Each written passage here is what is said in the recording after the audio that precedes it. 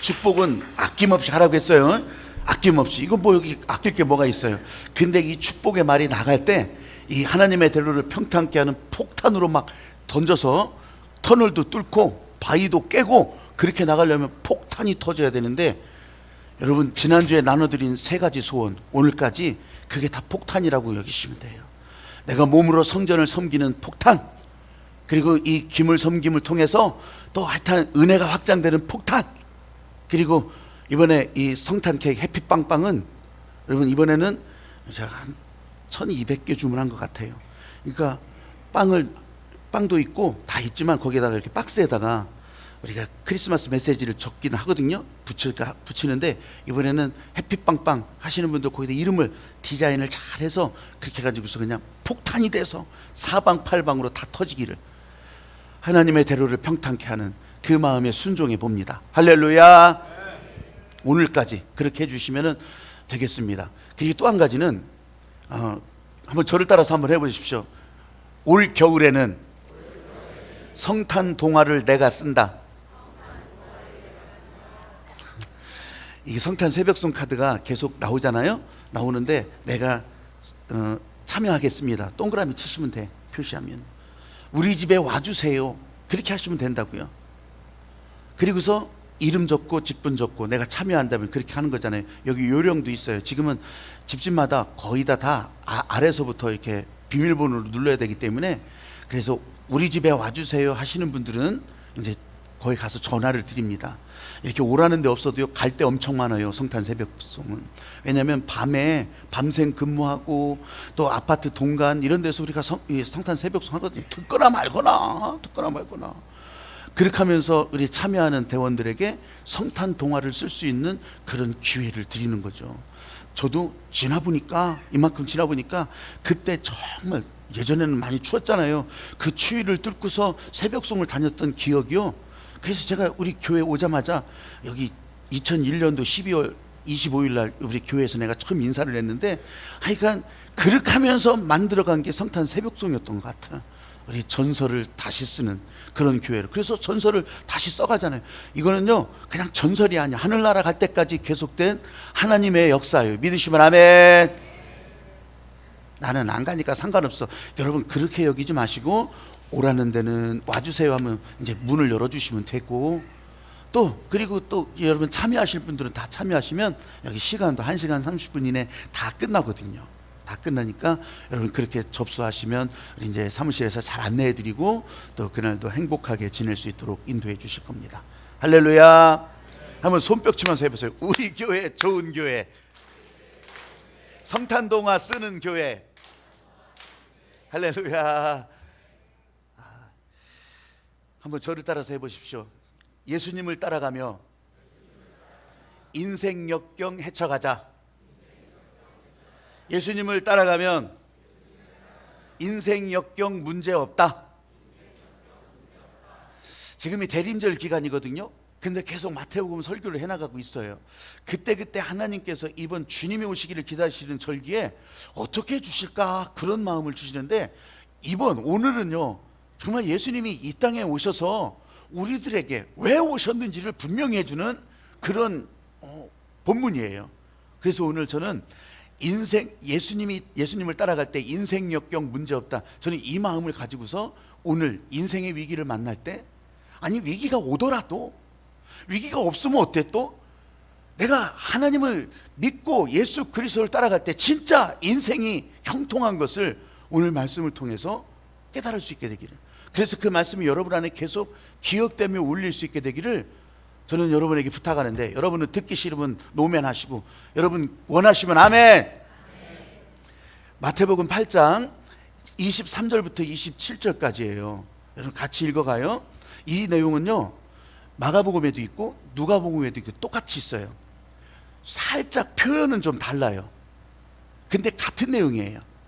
같은 내용이 이 세 복음서에 걸쳐서 있다고 하는 것은 그만큼 예수 그리스도를 믿고 따라가며 살 때 사람들이 다 느꼈던 거예요. 이걸 겪었던 거예요. 그래서 이 본문이 이 자리에 들어온 거예요. 아직 주님과 함께 여러분이 천국 생활 사는 거 아직 실감 안 나요. 하기 전에 하기 전에 지금 서곡이라고 했잖아요. 하기 전에 이걸 알고 가야 돼요. 이걸 23절부터 27절까지 여러분 읽어가세요. 화면 보시면서 읽어가시고 성경에 밑줄 쫙 잡고 가면서 읽어가보세요. 이거는요 제 성경책에는 진짜 얼마나 많이 걸리는지 몰라. 이거는 읽어가십시다. 시작. 배에 오르심에 제자들이 따랐더니 바다에 큰 놀이 일어나 배가 물결에 덮이게 되었으되 예수께서는 주무시는지라. 그 제자들이 나와 깨우며 이르되 주여 구원하소서 우리가 죽겠나이다. 예수께서 이르시되 어찌하여 무서워하느냐 믿음이 작은 자들아 하시고 곧 일어나사 바람과 바다를 꾸짖으시니 아주 잔잔하게 되거늘 그 사람들이 놀랍게 여겨 이르되 이 이가 어떠한 사람이기에 바람과 바다도 순종하는가 하더라. 아멘. 여러분 예수 믿으면서 교회 오면서 사람들이 오해하는 것이 있어요. 이건 진짜 오해예요. 예수 믿기만 하면, 교회 가기만 하면 만사형통, 사람들의 모든 문제가 다 풀어지고 다 치료가 되고, 그러면서 예수 믿으면 행복한 인생이라 다 그렇게 될 거다. 우리는 그런 얘기를 듣지만 여러분 이건 오해예요. 진짜 그렇게 해주시기 위해서 예수님이 이 땅에 오셨고 십자가에서 보혈의 공로를 우리들에게 다 풀어주시고 열어주시고 흘러가게 하시는 거 맞아요. 정말 그런 사람들이 있어요. 그런데 제 주변에는 그렇지 않다고 말하는 사람들이 더 많아요. 교회 나가도 별 수 없네. 야, 교회 나가면 뭐 달라지는 거 있냐? 나는 교회도 이렇게 나와줬는데, 나는 게다가 10분도 이렇게 되어줬는데 뭐 별 수 없네. 근데 여기 심각한 오해가 있어요. 오해라고 하는 거는 여러분 자기가 의도하든 의도하지 않든 그냥 자기가 아는 대로만 하는 거예요. 자기가 아는 대로. 사실하고는 아무 상관없어. 진실하고는 아무 상관없어. 그냥 자기가 아는 대로. 저는 그 실감을 못 해봤지만 지하철 막 서울에 막 출근할 때 막 엄청나게 밀리는 거 이렇게 방송 뉴스나 보면 거기 사는 사람들은 정말 대단한 사람들이에요. 딴 나라 사람들인 것 같아요. 진짜 막 그렇게 막 밀려서 막 밀고 그렇게 하는데요. 이제 출근을 하는데 어떤 여자가 출근을 하는데 막 뒤에 이 산만한 그런 남자가 뒤에 있는 거예요. 그렇게 뒤에 있는데 아우 이거 막 밀리니까 막 계속 막 몸이 이게 밀리잖아요. 성추행 그런 얘기 하는 것이 아니라 근데요 자꾸 미는 거예요. 이 뒤에 있는 아저씨가. 아유 아저씨 밀지 말아요. 여기도 좁아요. 그랬더니 이 아저씨가 막 버티고 있다가 그렇게 얘기해요. 숨도 못 쉬어. 숨 쉴 때마다 배가 들락달락하면서 아니 나 숨도 못 쉬어 그러더래. 그런데 여러분 그 앞에 있는 여자는 왜 그랬겠어요? 오해예요. 오해. 그냥 자기가 생각을 하는 거예요. 그냥 그렇게. 여러분 예수 그리스도를 믿으러 나왔다고 하더라도, 교회에 나왔다고 하더라도 이런 오해를 가진다니까. 이런 오해. 그러면 예수 믿어서 행복하고 진짜 정말 좋다고 하는 거 솔직히 저는 잘 실감이 안 나요. 왜냐하면 저는 그냥 아예 못해서부터 그냥 어머니가 날 데리고 다녔을 테니까 그런 것에 대해서 실감을 잘 못해. 근데 도중에 예수를 믿고 은혜 받고 이런 분들은 이게 엄청나게 실감이 날 거예요. 정말 예수 믿고 난 다음에 살림살이가 좋아지던가요? 정말 행복해지던가요? 여러분 이 느낌이 없으면 저와 다를 바가 없어요. 근데 그렇지 않다고 하는 사람들이 있단 말이에요. 왜 나는 교회를 다녀도 하는 일이 잘 안 되냐? 왜 나는 하는 일마다 이렇게 막히냐? 왜 나는 마음이 이렇게 꼬여지고 왜 나는 이 모양 이 꼴로 사는 거냐? 가난하냐 부자냐 이런 게 얘기하는 것이 아니라 인생의 행복을 놓고 말하는 거예요. 근데 제가 살다 보니까, 목회자로 살다 보니까 하나님은 이런 것들도 다 경험하게 하시고 그러면서 저한테 무엇이 문제였던지를 차이점을 알게 하시는 거예요. 그 차이점은요 출발점이었어요. 출발점. 예수를 믿고 교회 와서 진짜 하나님의 은혜로 행복한 인생의 가치가 회복되고 그렇게 해서 어떠한 상황이라도 기쁘고 즐겁게 신앙생활하는 사람은요 출발점이 예수님으로부터요. 출발점이 나를 사랑하시고 나를 찾아오시고 나를 구원해 주시고 나를 일으켜 주시는 예수님께 있는 거예요. 출발점이. 근데 그렇지 않은 사람은요 뭐 믿어도 별거 없네, 해봐도 소용없네. 이건 출발점이 자기한테 있는 거예요. 내가 열심히 했더니, 내가 이렇게 믿었더니, 내가 이렇게 교회도 가졌더니, 내가 이렇게 헌금도 해줬더니, 내 중심이에요, 내 중심. 예수님을 부르짖지만, 예수님을 찾기도 하지만 그 중심의 끝에는, 그 부름의 끝에는요, 탐심이 있는 거예요. 탐심이. 죄악이 있는 거예요. 이 차이가 있더라니까요. 출발점이요, 나로부터 출발한 것과 예수님으로부터 출발한 것, 이게 큰 차이가 있는 거예요. 이게. 여러분, 인생의 위기를 만나도 그래요. 이 인생의 위기를 만났을 때도 이 출발점을 제대로 보면은, 그러면 예수님을 찾으면 되는 거거든요. 오늘 본문이 그 내용이에요. 예수님을 찾으면 되는 건데, 내가 다 해보려고 하는 거지. 내가 이렇게 해보고, 내가 이렇게 정하고, 내가 아는 대로 하고, 내가 경험한 대로 하고. 그러니까 그 끝의 결과는요, 죄악이에요. 탐심이에요. 사랑하는 여러분, 오늘 저와 여러분에게도, 여러분이 고요한 인생 같아도 언제나 그 옆에는 흉흉한 물결이 넘실대고 있는 거예요. 여러분 옆에, 한 발자국 옆에 죽음이 넘나들고 있는 거예요. 이런 인생의 위기를 경험할 때, 이런 인생의 역경을 통과할 때, 여러분 세상을 둘러봐도 도울 사람 아무도 없고 두려운 뿐인데, 여러분 그럴 때 어떻게 할 거예요? 예수님이 이 땅에 오신 것을 기념하는 절기, 이 대림절, 예수님이 그렇게 오신다고. 여러분을 붙들어 주려고 오신다고. 여러분을 세워주려고 오신다고. 출발점이 주님이 오시면서부터 시작하는 이 대림절의 그 은혜가, 그 주님의 마음이 지금 여러분들에게도 흘러갈 수 있게 되기를 주님의 이름으로 축복합니다. 한번 저를 따라서 해보세요. 인생의 방향을 예수님께 맡기자. 인생의 키를 예수님께 맡기자. 지금 막 여러분 본문 읽었으니까 이 상황이 그렇잖아요. 지금 막 배 타고 이제 저 건너편으로 건너가는데 갑자기 돌풍이 일어나는 거예요.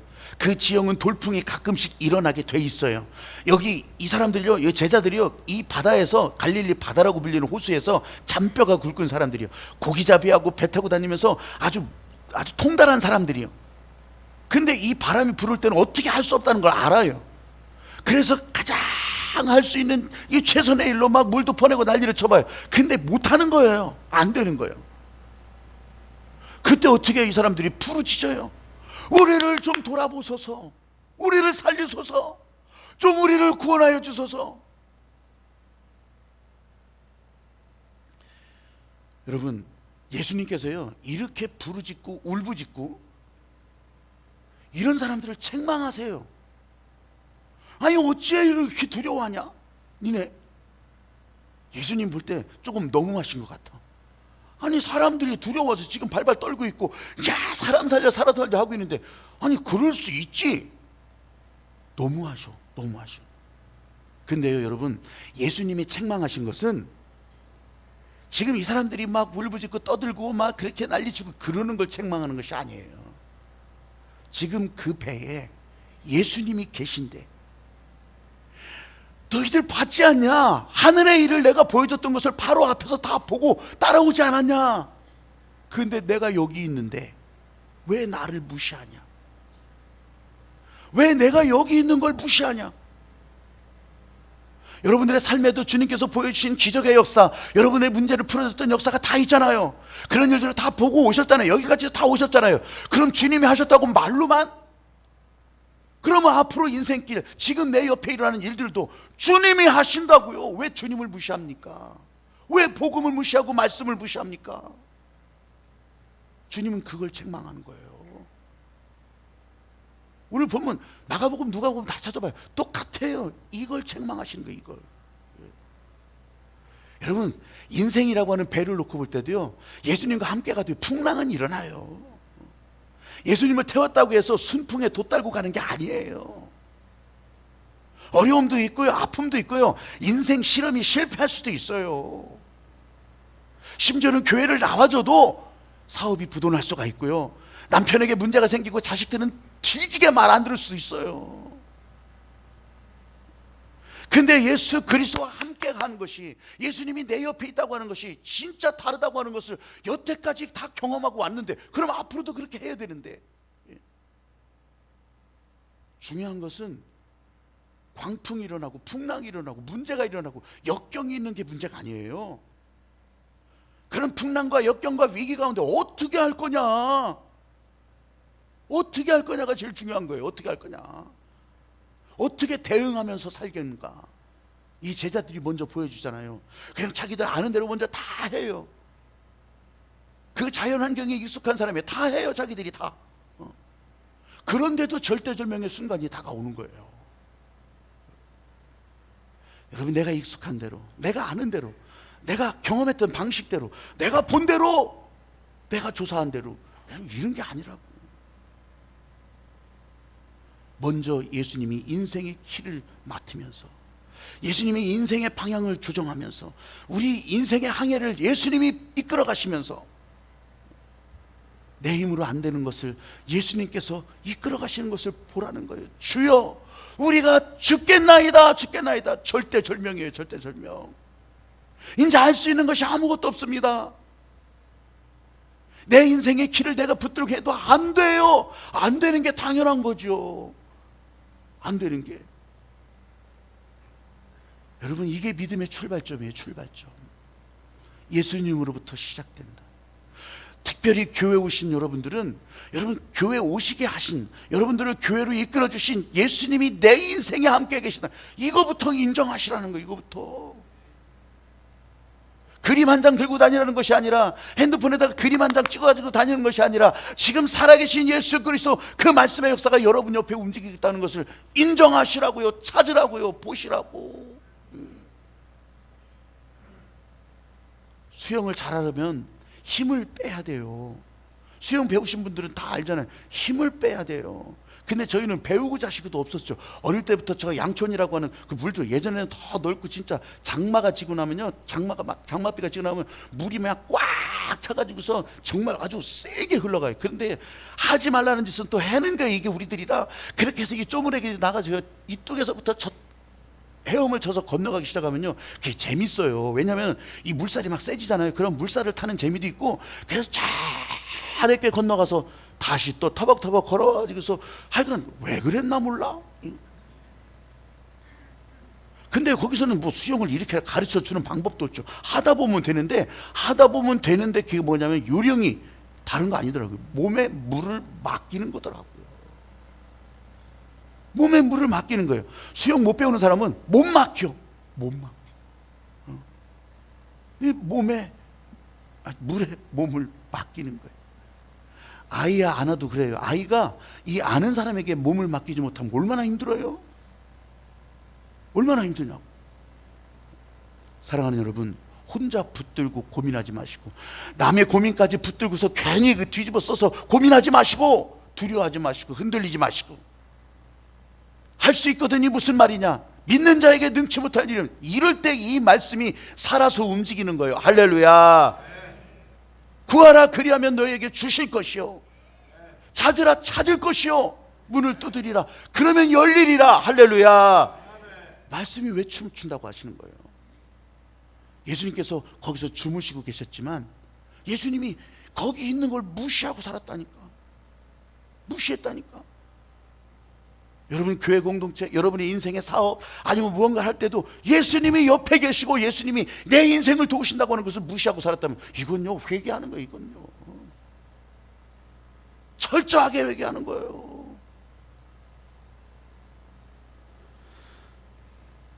이 제자들이 이제 주님을 찾고 부르짖기 시작하니까 주님이 뭐라고 하셨잖아요. 이렇게, 이 왜 두려워하냐 이 믿음이 적은 자들아. 여러분, 근데요 저는 그 한 줄의 말씀이, 이 믿음이 적은 자들아 두려워하지 말아라, 이걸로 끝나지 않아요. 나는 이게 복음인 거예요. 이게 저만 그런 게 아니라 이게 진짜 예수님의 복음이에요. 여러분, 그 짧은 구절이지만 여러분들도 읽었지만 거기에 너 이렇게 원망했지, 너 여기 일로 와, 너는 이렇게 했지, 너 이렇게 했지. 여러분, 여기 책임 묻고 따지고 그러면서 이름 적어가지고서 저기다 경찰서에다 신고하고 그런 거 나오나요? 안 나와요.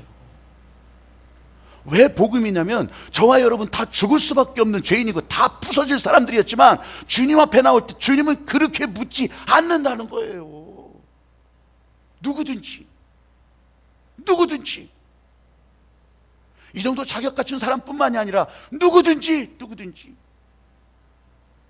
사랑하는 여러분, 이 복음 앞에, 이 복음이 들려질 때 여러분 옆에서 잠을 주무시고 계시는 것 같지만 절대로 졸지도 아니하시고 주무시지도 아니하시고 깨어서 지켜보시고 침묵하지 않으시는 그 예수 그리스도의 놀라운 일들을 지금 오늘 본문에서도 여러분 보시고 오늘 이 공간 안에서도 주님이 여러분을 위해서 움직이는 걸 만날 수 있게 되기를 주의 이름으로 축복합니다.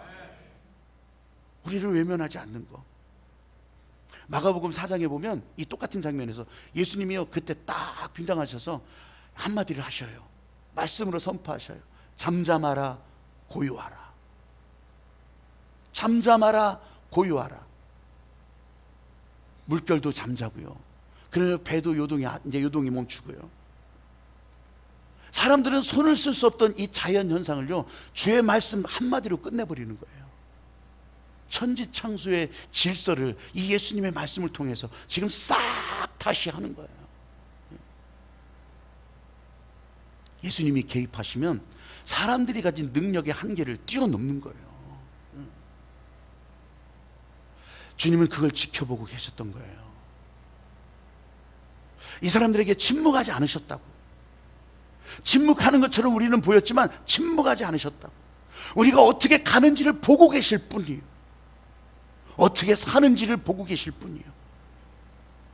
여러분들이 지금 이 자리에 온 것도 보고 계셨고 이끌어 주셨고 인생이 얼만큼 살지는 잘 모르겠지만 그 살아가는 날들 가운데 주님이 여러분 옆에 계시다고 하는 것을 알려주시려고, 그리고서 그 인생의 방향을 주님이 이끌어가 주시려고 여기까지 오게 하셨다는 거예요.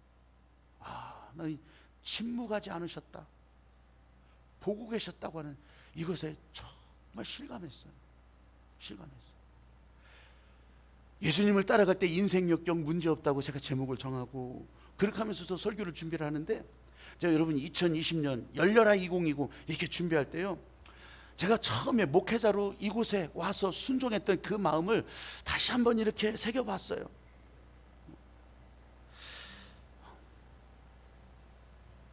근데 여기서 이제 이렇게 시간을 지나다 보니까 이렇게 하다 보니까 하여튼 이번에는 물 들어오는 거 놓치지 말자, 이번에 좀 놓쳤자, 제가 그렇게 외쳤지만요, 여러분 저도 나이가 들고 또 사명에 따라가다가 여러분 별 볼 일 없는 총을 그냥 몇 번 맞고 뒤통수 맞고 이러다 보니까요, 아, 이게 사명이 지금 다 한 건가? 여기까지인가? 이런 생각이 계속 드는 거예요. 그런 생각이 들면서 여러분 정말 자동적으로, 정말 의도하진 않았지만 다른 역동적인 일들이 자꾸 멈춰져요. 생각을 해보세요. 결국은 내가 움직여 갈 텐데, 나를 사용하실 텐데, 아니 계속 총 맞고 뒤통수 맞고 피 흘리고 다 쓰러지고 그렇게 하고 있는데 이게 움직여지겠냐? 그러면서 눈에 보이는 것은 멈추는 거예요. 퇴보하는 거예요. 그러다가 제가 뜻하지 않게 편지 한 통을 받았어요. 손으로 쓴 편지를. 그렇게 하면서 이제 오늘 말씀을 준비하고 있었잖아요. 근데 이 예수님께서 침묵하지 않으셨다, 지켜보고 계셨다, 주무시는 것 같았는데, 내 그것을 실감하면서 하나님께서 나를 바라보시고 계셨구나, 나한테 침묵하지 않으시고 이 누군가의 글을 통해서 나한테 새로움을 공급해 주시는구나, 다시 힘나게 하시는구나, 나와 함께 하시는 것을 나도 실감했다니까요. 예수 그리스도가 내 안에, 주님이 내 옆에서. 그래서 내가 편지를 읽어드릴게요. 한번 어떤 내용이길래 주님은 침묵하지 않으셨어요. 누군가를 통해서 또 이렇게 주님이 함께 하신다는 것을 알려주신다고. 제가 읽어드릴게요. 목사님, 2019년 올 한 해 동안 정말 수고 많으셨습니다. 목사님, 저에게 올 한 해는 너무나도 힘든 시간이었습니다. 여기저기서 들려오는 교회 목사님에 대한 이야기들, 그 속에서 제가 그동안 존경했던 목사님의 모습과 너무 다른 이야기들, 몇 번이나 목사님께 그 이야기들이 사실인지 직접 여쭤보고 싶었지만 목사님이 너무 어렵게 느껴져서 용기가 나지 않았습니다. 난 뭔 얘기인지도 몰라요. 뭔 얘기가 들렸더라도 저는 대꾸하지 않아요. 그것에 대해서 무슨 말도 설명도 안 해요. 뭔 일인지는 모르겠었어요. 그러면서도 제 마음속에 대한 목사님에 대한 오해가 더욱 쌓여만 갔고 제 마음속에서 목사님을 판단하고 있었습니다. 교회를 옮겨야 하나 하는 고민도 들었지만 저희를 너무나도 아껴주시는 목사님과 사랑하는 하늘빛 성도님들, 우리 목장 식구들을 도저히 떠날 자신이 없었습니다. 목사님, 저는 이번 열려라 2020 기도회를 통해서 저 자신의 모습을 보게 되었고, 레위기를 통해 본 십자가라고 하는 이지웅 목사님의 설교를 보고 들으면서 제가 그동안 얼마나 교만했으며 큰 죄를 짓고 있었는지를 보게 되었습니다. 부흥의 기도 시간, 문득 어쩌면 목사님도 소외감을 느끼시고 외로움을 느끼지 않으셨을까 하는 생각이 들었습니다.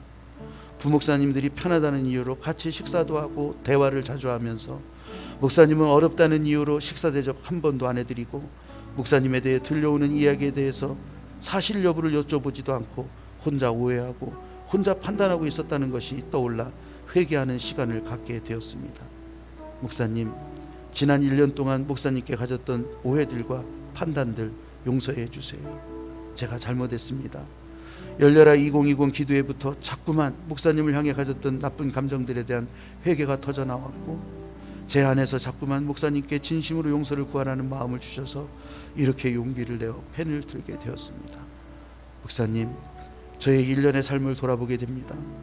작년 12월부터 시작되었던 내적 갈등과 혼란, 그리고 딱 1년이 지난 지금 저는 지난 1년 동안 겉으로는 기도 생활하고 하나님의 자녀로 살려고 애쓰는 것처럼 보였지만 제 안에는 세상적인 가치관으로 가득 차 하나님을 진정으로 바라보지 않았고 그로 인해 제 마음과 생각을 올바르게 지키지 못했음을 깨달았습니다.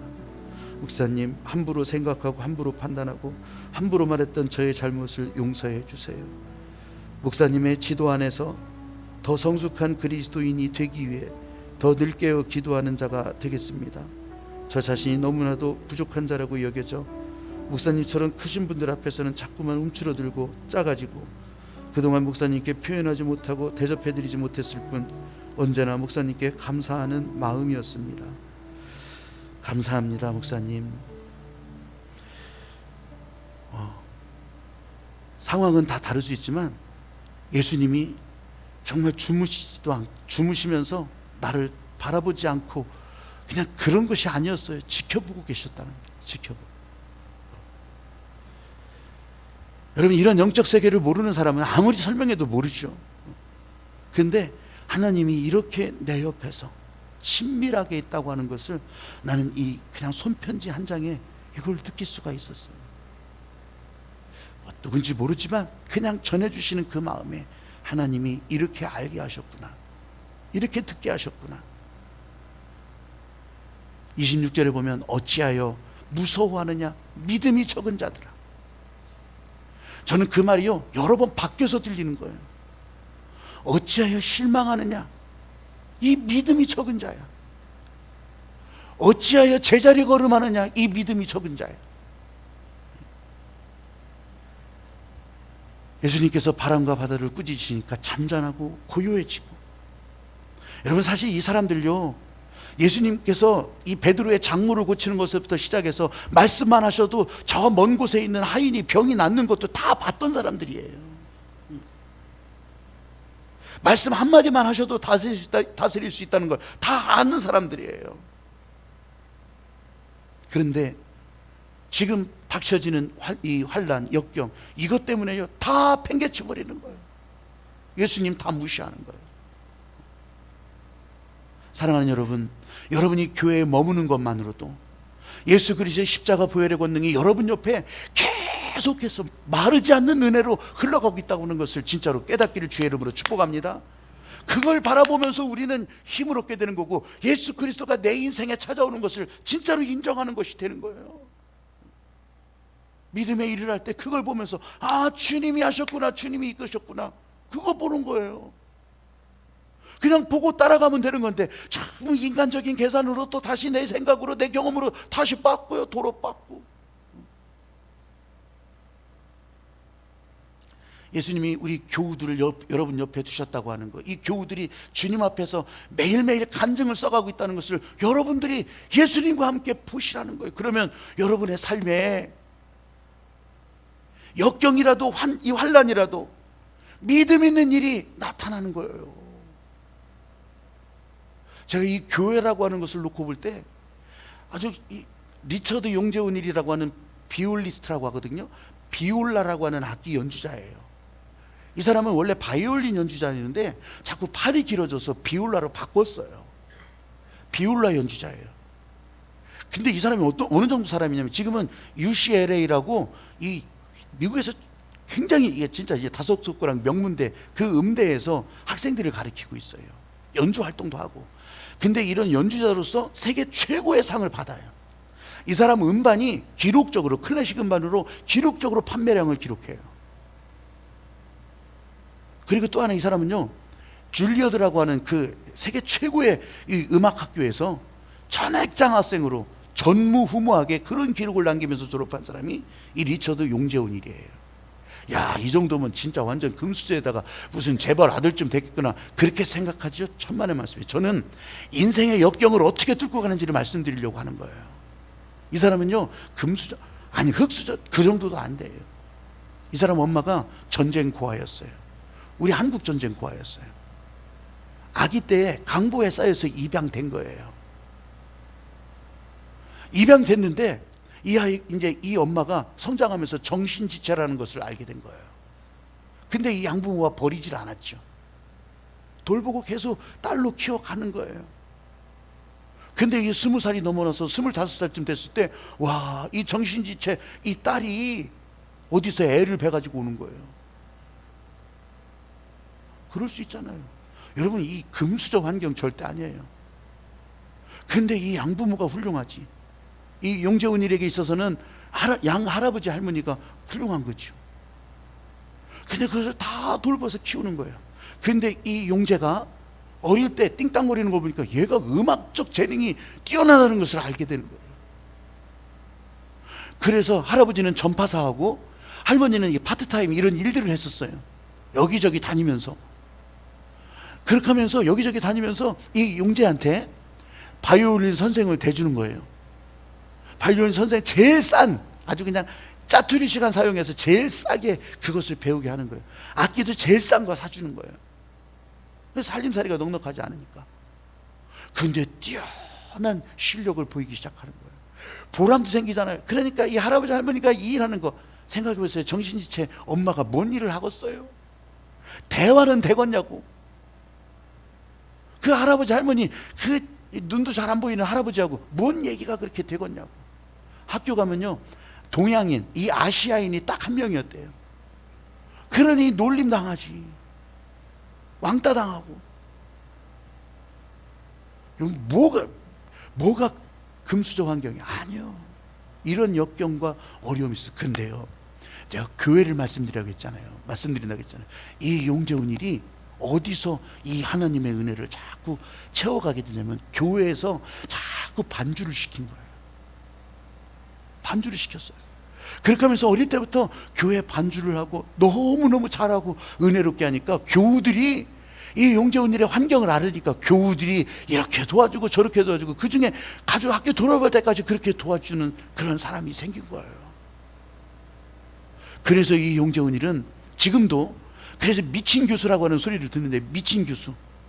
그래서 학생들이 딴 데 가서 딴 데 피고 있으면 막 찾아가서, 미국 교수들이 그런 사람이 어디 있어? 한국 교수도 없는데 찾아가서 데려다 놓고 똑박 배우라고 하고 가르치고, 그렇게 미친 교수라고 하는 소리를 듣는데, 돈이 없어? 돈 대주고.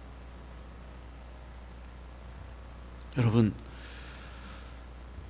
이게 가이드 포스트에 다 실렸던 내용이긴 하지만 저는 믿음으로 살아간다고 했을 때 저를 보니까, 야, 이게 이런 나 만나지도 못했던 이 사람의 얘기를 볼 때 난 진짜 아무것도 아니더라고.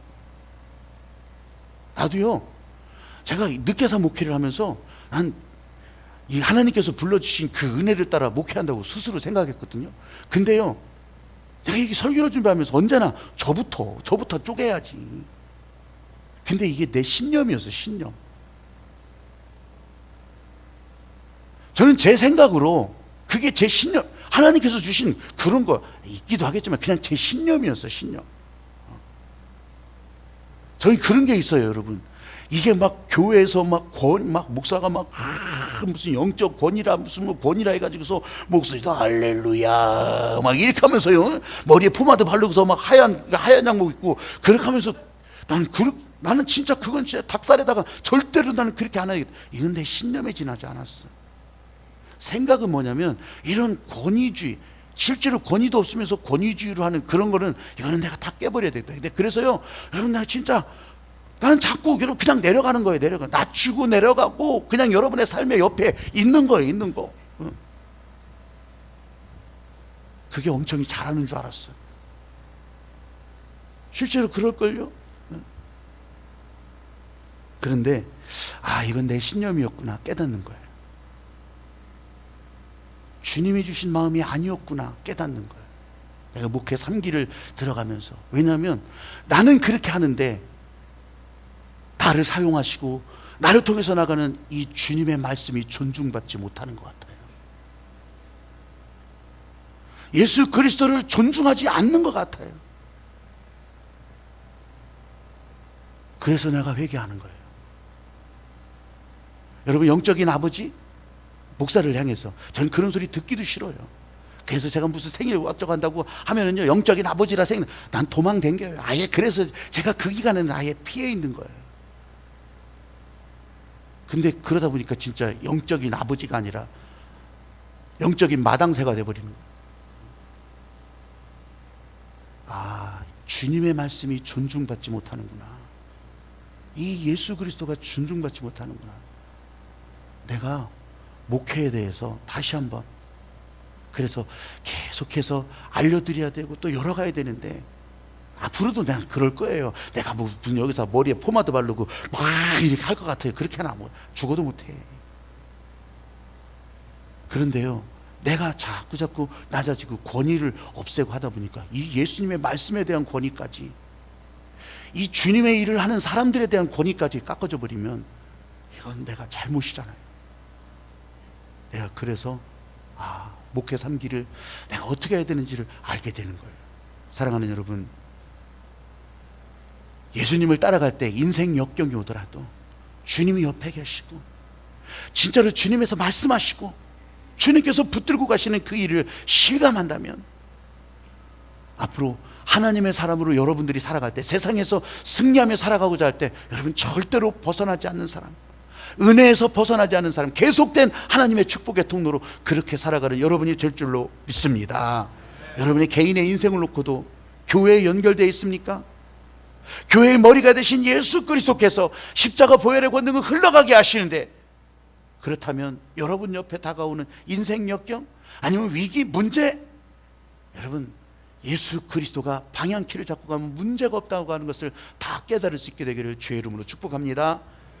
복음 말씀으로 선포하시는 예수님을 여기서 직접 체험하세요. 직접 체험하세요.